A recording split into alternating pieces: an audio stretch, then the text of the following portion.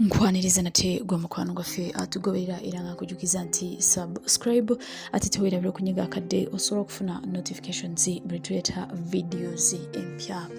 Abazira kisa bano nga bakulembeddwamu Hajji Ssemwanga Norman Kabogoza era nga ono yeegwanyiza ekifo kya meya wa Kira Municipality.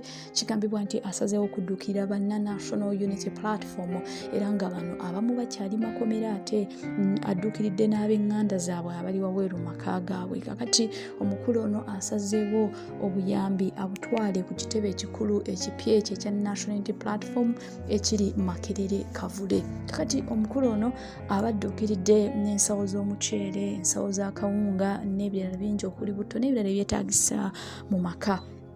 Bana National Unity Platforms abamu bakwatibwa nga November 22 mu kwekalakasa okwaliwo ate ne gino emyaka emirala egiyiseewo katono abasinga bakwatibwa ne basibibwa era nga amawulire agavaayo kigambibwa nti abakulu bano nga bakwatibwa olw'okuwagira omukulu wa National Unity Platform His Excellency Robert Kyagulanyi Ssentamu.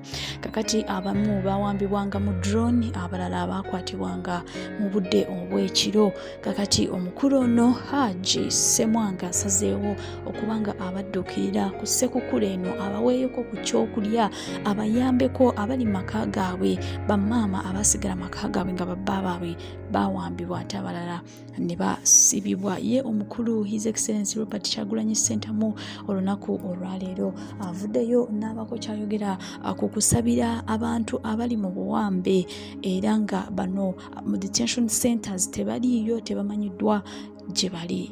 Stay tuned and don't forget to subscribe.